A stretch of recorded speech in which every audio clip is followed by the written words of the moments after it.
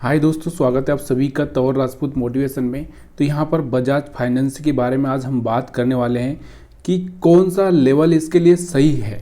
देखिए, लेवल की बात कर रहे हैं हम लोग, कौन सा सपोर्ट सही रहेगा, किस लेवल तक ये जा सकता है। तो ये सारी बातें इस वीडियो में हम लोग करेंगे। उससे पहले हम बात करते हैं इसकी Q4 रिजल्ट की, मतलब चौथे क्वार्टर का इनका जो रिजल्ट आया है उसमें अगर प्रॉफिट देखें इनको, तो इनको जो प्रॉफिट हुआ है आपको दिखाई दे रहा होगा 3825 करोड़ के आसपास इनका प्रॉफिट हुआ है। पिछले क्वार्टर की अगर हम बात करें जो कि दिसंबर में आता है, उसका अगर हम बात करें तो 3639 करोड़ के आसपास था। और उससे पहले वाले की अगर हम बात करें तो यहाँ से आपको दिख रहा होगा कि 3551 करोड़ के आसपास था। मतलब कहने का मतलब अगर मैं ये कहूँ कि यहाँ से प्रॉफिट क्या हो रहा है, धीरे धीरे बढ़ रहा है, हर क्वार्टर में थोड़ा थोड़ा प्रॉफिट तो बढ़ रहा है। लेकिन एक प्रॉब्लम क्या आई थी कि इनका जो देखो थोड़ा सा कंपैरिजन अलग अलग होता है, तो कंपैरिजन के चक्कर में यहाँ पर सारा प्रॉब्लम खड़ा हो जाता है। तो उसकी वजह से यहाँ पर स्टॉक में एक बड़ी गिरावट देखने को मिल रही है। चलिए थोड़ा सा हम ये भी जानते हैं कि यहाँ पर बजाज फाइनेंस ने अभी अपने शेयरधारकों से मंजूरी लेने के बाद में 36 रुपये पर शेयर डिविडेंड का ऐलान भी किया है। तो देखो ये, क्योंकि जो यहाँ पर शेयरधारक है, जो लॉन्ग टाइम इन्वेस्टर है, उनको कुछ तो मिलना चाहिए ना। शेयर तो ऊपर नीचे होता रहेगा। तो यहाँ पर अभी इनकी जो रिकॉर्ड डेट है और एक्स डेट है वो अभी तय नहीं हुई है। वो होने के बाद में ये पता चल जाएगा कि इनकी मंजूरी मिलने के बाद में पता चल जाएगा कि कब यहाँ पर ये देने वाले, तब हम बता देंगे आपको। ठीक है, तो अभी हम बात करते हैं इसके चार्ट पर, क्योंकि चार्ट पर देखना बहुत ज़रूरी है। तो चार्ट पर आपको दिख रहा होगा बजाज फाइनेंस।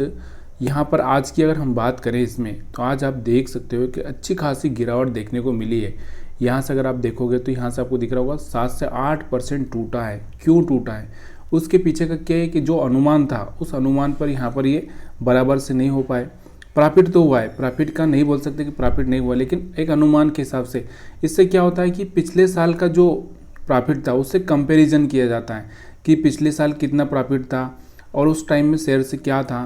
तो ये सारी चीज़ें यहाँ पर कंपैरिजन के हिसाब से की जाती है और जो वैल्यू ऊपर नीचे हो जाती है। मतलब मैं क्या बोलना चाहता हूँ कि जैसे मान लो कि पिछली बार अगर आपके पास में प्रॉफिट था कि 5000 और उस टाइम में शेयर की प्राइस थी 6000, ठीक है, तो वो क्या होता है कि फिर क्या होता है कि ये प्रॉफिट आया था तो उसके हिसाब से यहाँ पर 6200 कुछ ऐसे एडजस्ट हो जाता है। तो वैसे ही यहाँ पर होता है।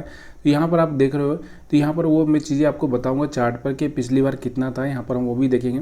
तो आज एक बहुत ज़्यादा गिरावट आपको देखने को मिल रही होगी। यहाँ पर आप देख सकते हैं चार्ट पर पूरी सीधे जहाँ से 7000 से ओपन हुआ वहाँ से सीधे गिरावट की तरफ जा चुका है। अब हम बात करते हैं रिटर्न की 5 दिन में।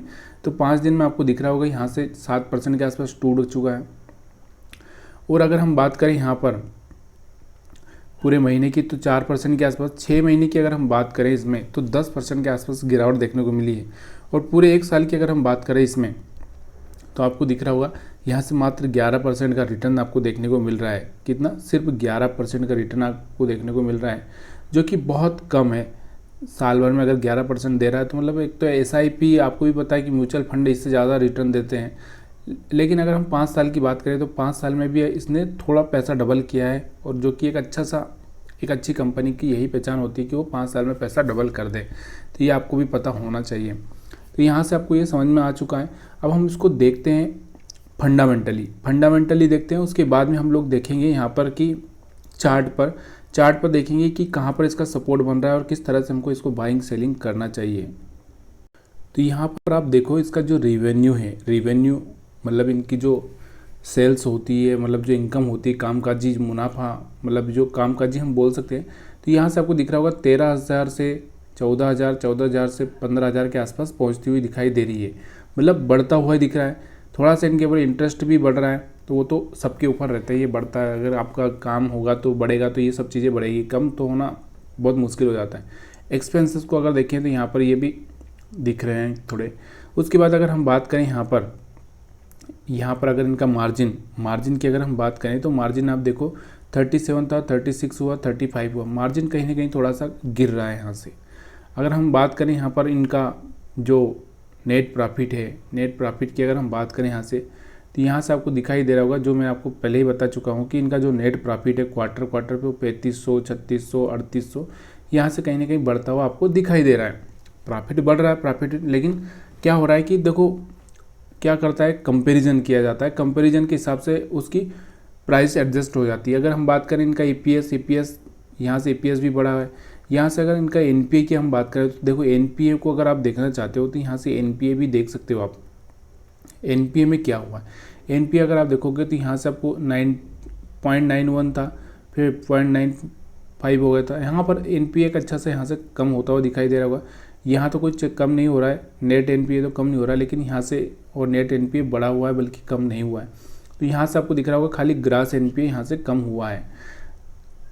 अब इसके बाद हम बात करते हैं यहाँ पर आप कि यहाँ पर पूरे साल की अगर हम बात करें तो मार्च 2023 से और मार्च 2023-24 से हम लोग कंपैरिजन करते हैं।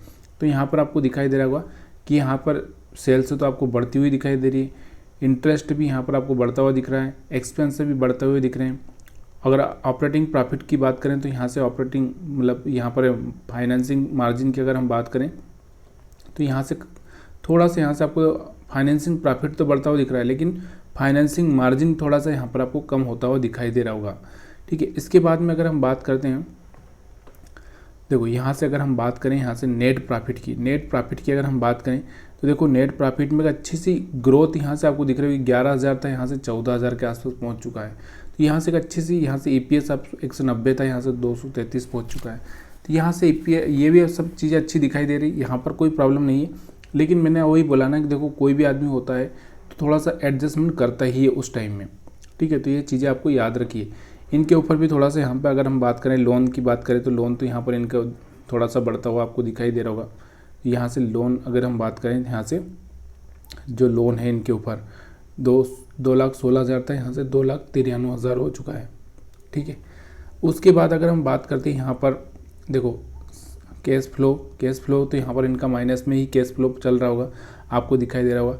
यहाँ से उसके बाद हम बात करते हैं शेयर होल्डिंग पैटर्न की। तो शेयर होल्डिंग पैटर्न बहुत इंपॉर्टेंट चीज़ होती है जो कि हर एक कंपनी के लिए होती है। तो यहाँ से अगर हम बात करें तो इनका प्रोमोटर के पास में हिस्सेदारी अगर हम देखें तो 55-54 मतलब कुछ ज़्यादा नहीं, 55-54 के आसपास में।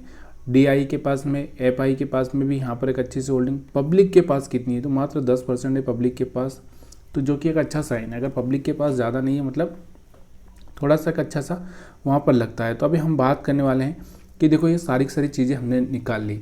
अब हमको मेन चीज़ होती है कि फंडामेंटली हम जो एनालिसिस करते हैं उसका एक मेन पर्पज़ ये होना चाहिए कि हम लोग उस शेयर का प्राइस कहाँ तक एडजस्ट हो सकता है, किस तरह से वो चल सकता है, वही चीज़ जानना ज़रूरी होता है। तो चलिए उस पर हम देखते हैं।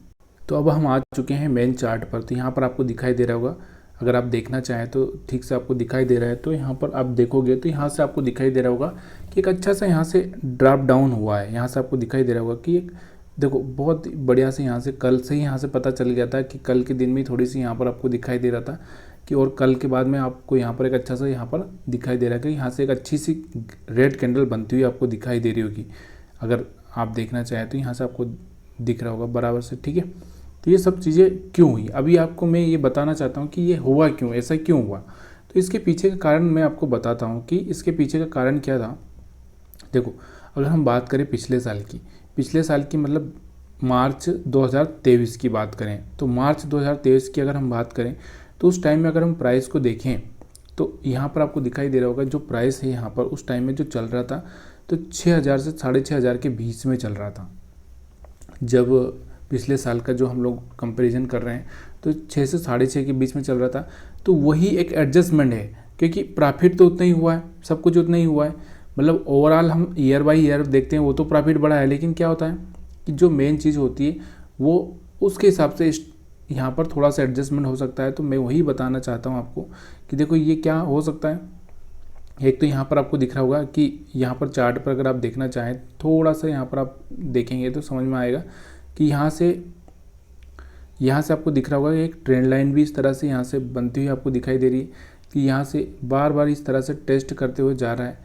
तो यहाँ से आपको दिखाई दे रहा होगा कि इसमें आगे चलकर 6 से 6,500 तक के लेवल देखने को मिल सकते हैं। तो 6 से 6,500 तक के लेवल देखने को मिल सकते हैं। अगर हम बात करें थोड़ा सा बड़े टाइम फ्रेम में, अगर मान लो यहाँ पर मैं थोड़ा सा बड़ा टाइम फ्रेम लगा लेता हूँ और यहाँ से अगर हम बात कर लें मंथली चार्ट पर, तो मंथली चार्ट पर अगर आप सपोर्ट देखना चाहते हैं, सपोर्ट की बात कर रहा हूँ यहाँ से पिवोट अगर हम लगा देते हैं पीवट से भी अगर आप देखना चाहते हैं तो पीवट से आपको समझ में आ जाएगा कि इसका मेन लेवल कौन सा है अभी। तो देखो अगर ये ब्रेक करता है तो इसके पास में आपको दिख रहा होगा 5800 तक का यहाँ पर आपको लेवल देखने को मिल सकता है। अगर वीकली चार्ट पर मैं थोड़ा सा यहाँ से आपको बताऊँ तो वीकली चार्ट पर आपको दिख रहा होगा कि वीकली चार्ट पर भी आप यहाँ पर देखो स्टॉक्स में अगर ये सब पहले तो आपके पास में जो लेवल है 7000 का ही एक लेवल है, छोटी मोटी गिरावट हो सकती है, लेकिन अगर यहाँ से टूटा तो इसके पास में दूसरा जो लेवल है मैंने आपको बताया कि यहाँ से आपको देखने को जो मिलेगा वो मिलेगा 6000 के आसपास, 6 से 6500 के आसपास। तो ये वाला एरिया अपने लिए इम्पोर्टेंट है। अगर आप कुछ सोचते हैं या आपको कुछ जो भी मतलब आपके दिमाग में चल रहा है तो यहाँ पर ये लेवल अपने लिए 6000 के आसपास का इम्पोर्टेंट है और 6 से 6500 के आसपास। तो इसके बाद तो फिर इससे नीचे तो पॉसिबिलिटी थोड़ा सा कम ही लग रहा है। तो यहाँ पर इस लेवल पर 6000 के लेवल पर एक अच्छा सा प्लान किया जा सकता है। तो इस वीडियो से अगर आपको कुछ हेल्प लगी हो, कुछ समझ में आ रहा हो या फिर मैं आपको बराबर से नहीं समझा पाया हूँ तो प्लीज़ यार आप थोड़ा सा मेरे को कमेंट करके बता सकते हैं। वीडियो देखने के लिए आप सभी का बहुत बहुत धन्यवाद। अगर वीडियो अच्छा लगा हो तो लाइक शेयर कमेंट करना मत भूलिए।